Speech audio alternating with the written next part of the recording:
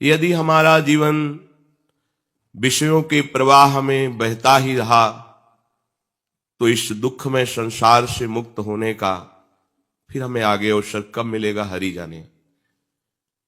84 लाख योनियां हैं और इनमें केवल एक योनि के द्वारा ही हम मुक्त हो सकते हो, मनुष्य योनि, और वो हमें प्राप्त हो गई है। मनुष्य योनि में भी जो अत्यंत दुर्लभ विषय है, भगवत वार्ता सुनना, भगवान नाम की महिमा सुनना, अपने जीवन में द्वंद्वों से ऊपर उठने की साधना की भावना जागृत होना, ये सब दुर्लभ बातें हैं, वो भी भगवत कृपा से प्राप्त है। अब अपने को सावधानी पूर्वक प्रमाद ना करते हुए इसी जन्म में भगवत प्राप्ति करनी है। भगवत प्राप्ति में बाधा है कामना, ये बहुत बड़ा शत्रु है, अध्यात्म मार्ग का बहुत बड़ा दुश्मन है। पूरा जीवन निकल जाता है सतमार्ग की चेष्टाएं करते हुए, पर ये कामना ही हमें अनुभव में नहीं आने देती। साधना का जो फल है, प्रभुपद पंकज प्रीति निरंतर, यह सब साधन कर फल सुंदर। समस्त साधनाओं का सुंदर फल है आराध्य देव श्री हरि के चरणों में निरंतर अनुराग भरी वृत्ति से हमारा संपूर्ण अंतःकरण उसी में डूब जाए। अहम इन्हीं चरणों की दास्ता में, बुद्धि यही निश्चय कि प्रभु ही सुख है, मन इन्हीं की सेवा का चिंतन, चित्त एक एक वृत्ति के द्वारा इन्हीं का पूजन करे, यही जीवन का सार। पर कामना ऐसा नहीं होने देती। कामना का स्वरूप है प्रभु के सिवा और कुछ भी चाह करना। बोले फिर जीवन कैसे चलेगा? ये जीवन तो कामना से ही चलता है, हमें ये चाहिए, ये चाहिए, ये चाहिए, तो आपको भरोसा नहीं है क्या? एक देशीय शरीर में ममता करने वाली मां अपने बेटे की चाहे जितना सयाना हो जाए वो चिंता करती है, कब उसे क्या चाहिए वो अपनी सामर्थ्य के अनुसार प्रयास करती है। तो क्या अखिल शक्तियों के स्वामी, सर्वज्ञ, सर्वत्र विद्यमान, सर्वशक्तिमान प्रभु, हम जिनके बच्चे हैं, जिनके अंश हैं, क्या हमको बताना पड़ेगा कि प्रभु मेरी आवश्यकता है? आवश्यकता वो खुद पूर्ण करेंगे। अनावश्यक मांगे हमें परेशान किए हुए, आवश्यक मांगे। जीवन जीने के लिए जो आवश्यक है वो प्रभु पहले से पहले भेजते रहेंगे, विश्वास कीजिए, वो दिए हैं। पर अनावश्यक मांगे जो अहंकार की पुष्टता के लिए, इंद्रियां जो भोग सुख के लिए लालायित है, अनावश्यक, ये मांगे हमें भगवत विमुख कर देती है। तो कहां फिर हम इस मांग को कैसे मिटाएं? चलो मांगो, पर केवल इन्हीं से मांगो। भगवान ने रास्ता दे दिया। आर्त, अर्थार्थी, जिज्ञासु, ज्ञानी, 4 ही प्रकार से मेरे को भजने वाले हैं। भगवान ने उसमें कहा कि जो ज्ञानी है वो मुझे बहुत प्रिय है, बहुत प्रिय है। तो फिर ऐसा लगा कि ये जो 3 हैं, आर्त, अर्थार्थी, जिज्ञासु, ये आपको प्रिय नहीं है। श्री भगवान मानो इसी भाव को आगे पुष्ट करते हुए कहते हैं, उदाराः सर्व एवैते। भगवान उदार कह रहे हैं, जो इनसे मांगता है, देखो कैसे उदार शिरोमणि है। प्रभु से जो मांगता है प्रभु उसे उदार कहते हैं, दरिद्र नहीं कह रहे, भिखारी, मांगता ही रहता है, ये दे दो, ये दे दो। जैसे कोई संपत्तिवान माता पिता हो और उसका पुत्र उससे मांग रखे बार बार, तो उसे अच्छा लगता है कि इसी के लिए तो वैभव है, अच्छा है, और क्या चाहिए तेरे को, और क्या चाहिए। उनको और दुलार आता है। फिर ये तो अनंत शक्तियों के स्वामी हैं। बस शर्त है केवल इन्हीं से। इस शर्त में हम सब फेल हो जाते हैं। अगर केवल एक बात रहे कि इन्हीं से, तो आप निहाल हो जाओगे। ये शब्द याद कर लो, केवल इन्हीं से। इंतजार करो, ऐसा नहीं कि अभी बोला अभी हो जाए। बहुत बच्चे हैं उनके, 1-2 थोड़ी हैं, और पुकार तो अभी आपकी पहुंच जाएगी, अभी पास हो जाएगा, पर वो पुकार नहीं, अभी आर्त नहीं है, दैन्यता नहीं है, प्रियता नहीं है, इसलिए हमारी पुकार वहां तक पहुंच नहीं पा रही है। पुकारते रहिए, केवल इन्हीं को पुकारिए। जिस दिन सुन लेंगे ना, तो इस दरबार की बात ही कुछ ऐसी है कि एक बार इस दरबार का आश्रय लेने वाले को कभी दूसरी तरफ देखना भी नहीं पड़ा। और ये ऐसे उदार दाता है कि मांगने वालों को कह रहे हैं उदार है। उदारा सर्व एवैते ज्ञानी त्वात्मैव मे मतम आस्थितः सहि युक्तात्मा मामेवानुत्तमाम गतिम। कितने कृपालु हैं वो। तमाम गतिम, जो मांगोगे वो तो मिलेगा ही, और ये अपनी तरफ से एक बात देंगे, उत्तम गति दे देंगे। ये अन्य की तरफ मत देखो, एकमात्र प्रभु का भरोसा कर लो तो कामना की भी पूर्ति हो जाएगी, और जो निष्काम धर्म के आचरण से फल मिलता है उत्तम गति, वो उत्तम गति भी दे देंगे। कितने कृपालु हैं। भगवान कह रहे हैं कि ऐसा न समझो कि ज्ञानी ही मुझे प्रिय है और तो सब बेकार। कह रहे नहीं, उदारा सर्व एवैते। ये जो आर्त है, ये जो जिज्ञासु है, अर्थार्थी है, ये बड़े उदार हैं। कैसी कैसी करुणा है। भला मांगने वाला उदार कैसे हो सकता है, लेकिन ये अति उदार भी सुंदर, ये ऐसे प्रिया प्रीतम है, ऐसे महामहिम है कि इनके दरबार में जो मांगा तो उसको उदार कहते हैं। बड़ा उदार है, बड़ा लाडला बच्चा है, इधर उधर ना भटक कर सीधे हमसे कह रहा है। प्रभु का प्यार देखो। हम भटक रहे हैं अज्ञान की धरा में, प्रभु सत्संग के द्वारा हमारे हृदय का मोड़ कर रहे हैं अपनी तरफ। उनको जरूरत नहीं है हमारे मंगल के लिए। ये जो उदार भक्त हैं, पर इनमें जो प्रेमी भक्त हैं, मेरे से प्यार करते हैं और कुछ नहीं चाहते हैं, मैं कैसे बताऊं, वो मेरी आत्मा है, वो मेरा स्वरूप है, ऐसा मेरा मत है। जो कुछ यहां दिखाई दे रहा है वो सब है प्रभु ही, पर जब तक त्रिगुणात्मिका माया का हमारे अंतःकरण में प्रभाव है तब तक हम अनुभव नहीं कर पाएंगे। जब त्रिगुणातीत अवस्था जागृत होती है तभी भगवदानंद का साक्षात्कार होता है। प्रभु का नाम, प्रभु का रूप, प्रभु की लीला, प्रभु का धाम, ये त्रिगुणातीत अवस्था है। जो इसी में रमण करता रहता है वो निस्त्रिगुण्य हो जाता है। जिसको एक बार भगवदानंद की अनुभूति हुई, फिर अंतःकरण धर्म से वो ऊपर उठ जाता है। संसार का मनन चिंतन, संसार का आकर्षण, भोगों की दास्ता, ये सब खत्म हो जाती है। प्रभु ने कहा है कि वैसे तो मेरा सिद्धांत है ये, यथा माम प्रपद्यन्ते तास तथैव भजाम्य हम। मुझे तुम जैसे भजोगे वैसे मैं तुम्हें भजूंगा। श्री भगवान ये सिद्धांत कह रहे हैं, पर यहां बड़ा दुलार भरा उन्हीं के वचन की। उदारा, ये बड़ा उदार है जो मेरे दरबार में आकर के अपनी कामना की पूर्ति चाहता है। संतों ने तो निषेध किया है, क्योंकि वो इनके रहस्य को जानते हैं। भला सच्चिदानंद प्रभु के सन्मुख होकर के विषय भोग मांगना कितनी निंदनीय बात है। प्रभु को ना मान, अरे परम पद जब ध्रुव जी को मिला तो उनको ग्लानि हो गई, कैसे प्रेम रस से भरे हुए श्रीअंग वाले प्रभु की दास्ता ना मांगकर मैंने परम पद मांग ले। अब क्या होगा? अब तो प्रभु ने तथास्तु कह दिया, ऐसा ही हो, तुम्हें जो चाह थी वो तुम्हें प्राप्त हो। ये चाह ने मुझे गिरा दिया। परम पद में आरूढ़ होने पर उनको अनुभव हुआ मैं गिर गया, प्रभु की दास्ता से चूक गया। निरंतर प्रभु के समीप रहता, इनके मुख माधुरी का दर्शन करता और इनकी सेवा सुख में निमग्न रहता, इससे बड़ा क्या सुख। ये अब अनुभव हुआ। तो सोचा कि चूक हो गई। कैसे चूक हो गई?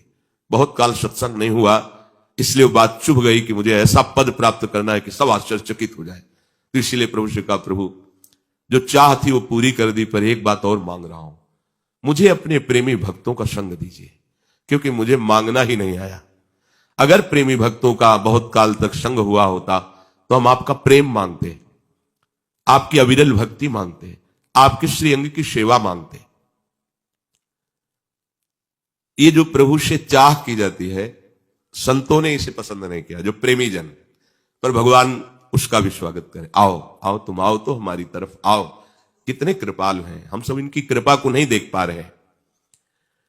प्रभु कहते हैं किसी भी तरह से तुम मेरे से संबंध जोड़ तो लो, तुम्हें बेपरवाह कर दूंगा। किसी भी तरह से, धन की चाह से, संकट निवृत्ति से, किसी भी कामना से। कामाद द्वेषाद भयात स्नेहाद यथा भक्तेश्वरे मनः आवेश तदघम हित्वा वह वस्तद गतिम गताः। काम से, द्वेष से, भय से, स्नेह से, किसी भी भाव से यदि प्रभु का अपनापन स्वीकार कर लिया जाए, मेरे स्वामी अब मेरी बात आपसे ही बनेगी। कहते एक नहीं अनेक जन परम पद में आरूढ़ हो गए। जैसे भक्त भक्ति से भगवान को अधीन कर लेता है, वैसा सुख इनको वर्तमान में तो नहीं मिलता। अब भगवान से द्वेष करेगा, और एक है कि स्नेह में भरकर उनको भोग लगा रहा है, नाम कीर्तन कर रहा है, नाच रहा है, उसको जो वर्तमान में सुख मिल रहा है, उसको जो द्वेष से भज रहा है उसको थोड़ी अनुभव में आएगा ये सुख। पर परिणाम सबका एक ही होगा। कितने कृपालु, कितने कृपालु। काम से, किसी भी कामना से, प्रभु है ना, स्वामी है, अखिल कोटि ब्रह्मांडों के अधीश्वर है, सर्वलोक महेश्वर है। किसी भी कामना से वही परम पद देंगे। वो वस्तु तो देंगे ही, परम पद दे देंगे।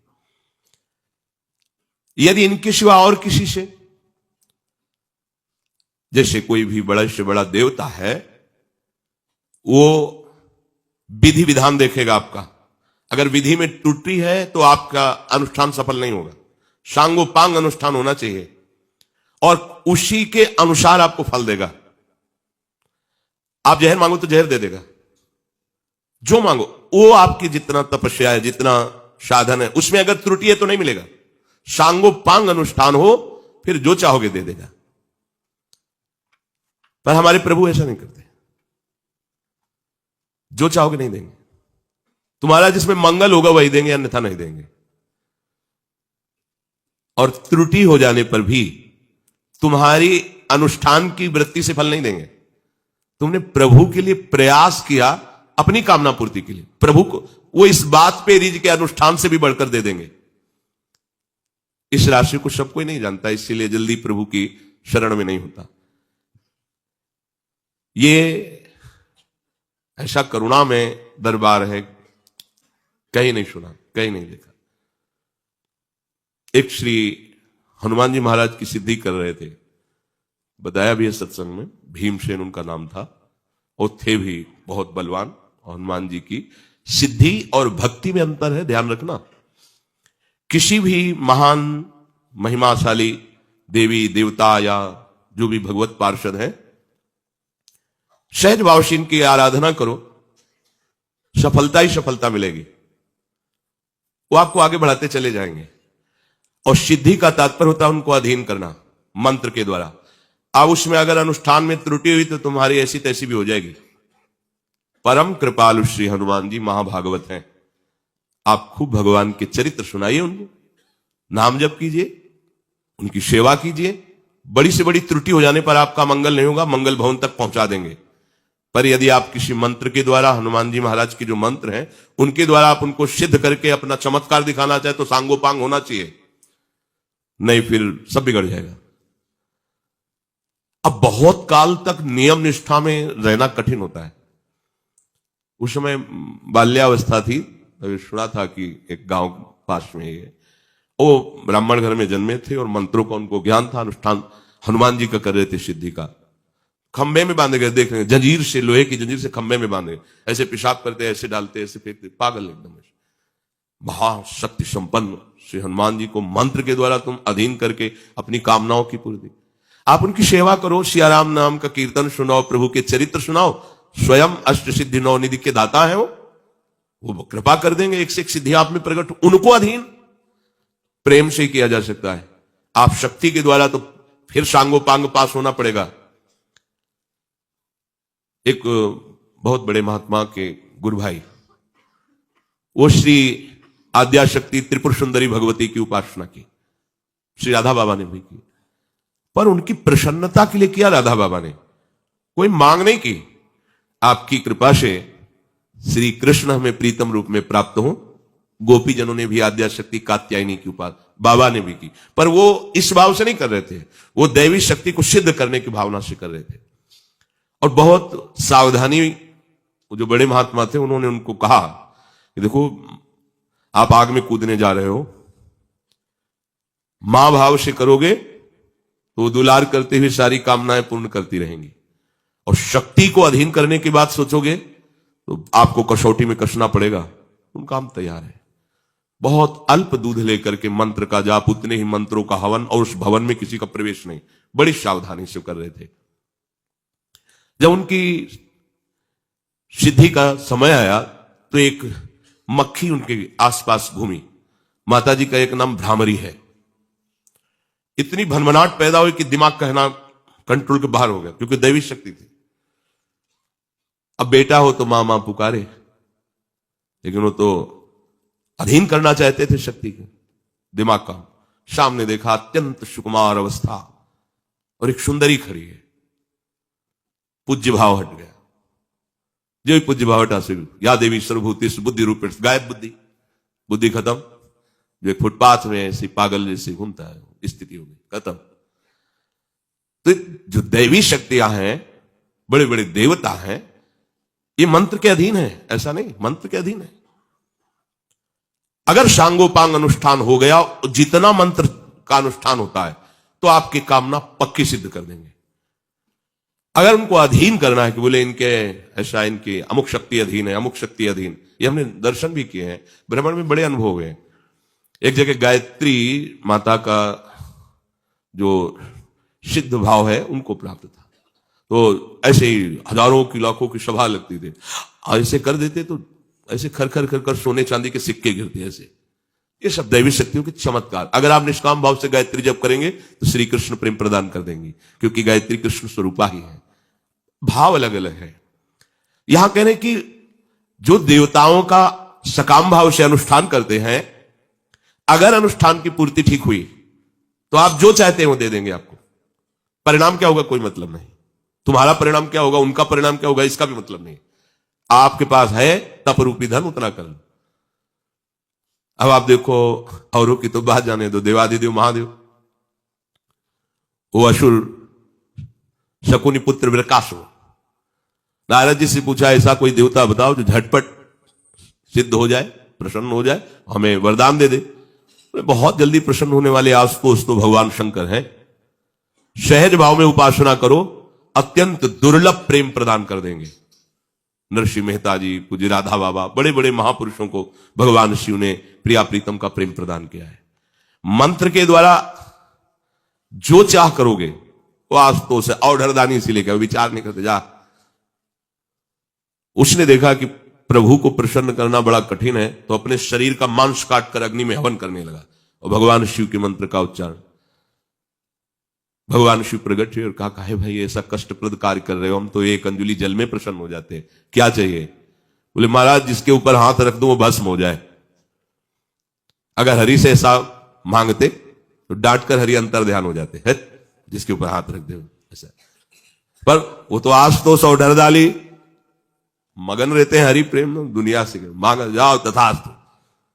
उसने सोचा परीक्षा पहले गुरु से ही करनी चाहिए, इन्हीं के ऊपर हाथ रख देते भस्म हो जाएंगे तो कैलाश का वैभव हमारा हो गया।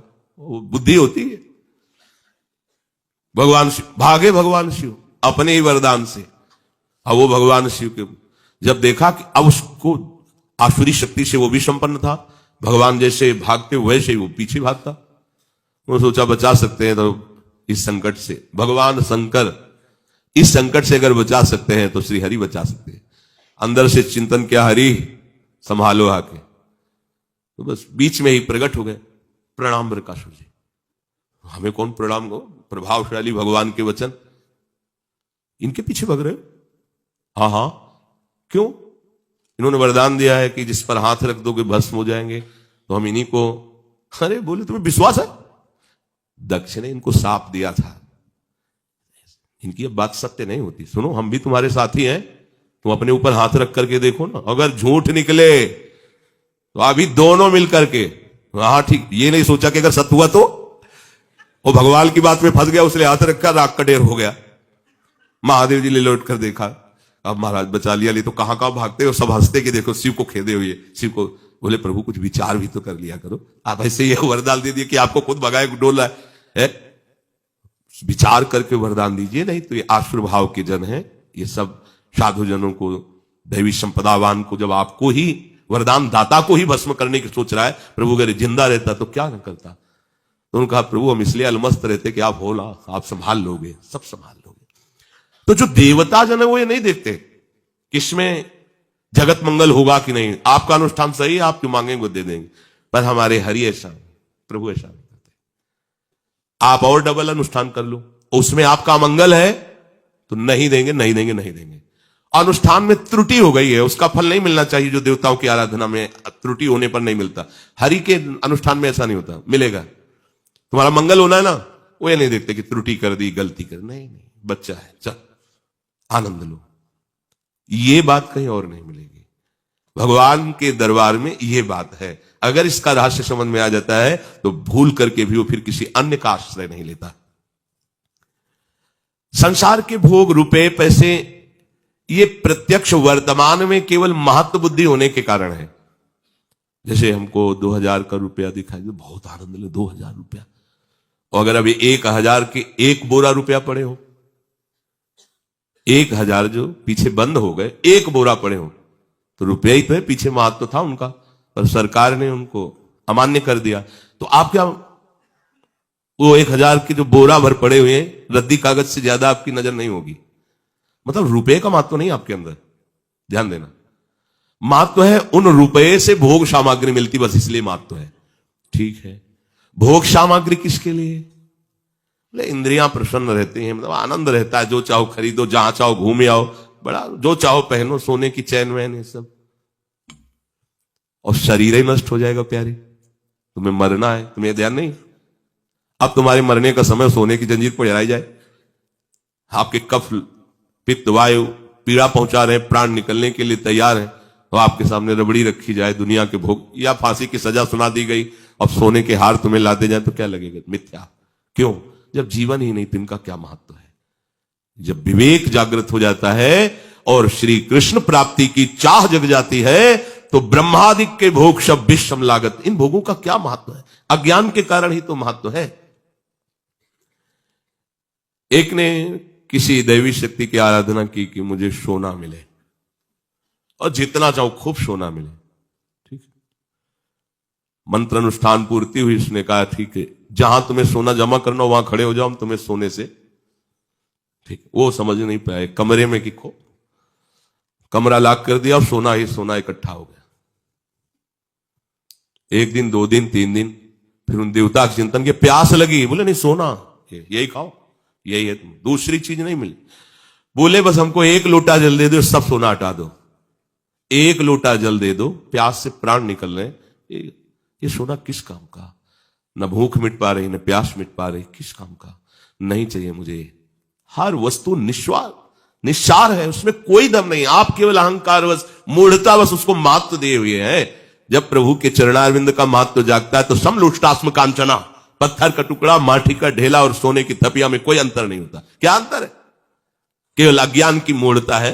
इतनी मोटी डाले हो, खुला करके बटन देखे कोई कि हाँ सोना, सोना जो तुम समझ रहे वो नहीं है, ये कोई अहंकार का कारण नहीं है। अरे गर्व करने का विषय कि हम प्रभु के दासत्व से युक्त है, ये गर्व का विषय, ये शाश्वत गर्व है, किस काम में आएगा? प्रायः लोग इन भोग सामग्रियों को वर्तमान में सुख देने वाली समझते हैं। संसार के प्रत्यक्ष भोगों को वही छोड़ सकता है जिसके हृदय में कृष्ण लालसा जागृत हो गई, भगवत चरणारविंद की प्राप्ति की बात आ गई। नहीं तो लगता है सामने भोग है, भोग लो ना, थोड़ी देर सुखी हो जाओ। थोड़ी देर तो सुखी, बीज तो इतना ही बड़ा होता है, जब उसका वृक्ष होगा तब, क्रिया तो इतनी, लेकिन उस क्रिया का जब परिणाम आएगा तब फिर नहीं संभल पाओगे। अज्ञान की वृत्ति में लगता है कौन देख रहा है, क्या है, कर लो मनमानी थोड़ी देर, मन प्रसन्न, मनमानी मन प्रसन्न, कहां भूल कर रहे हो?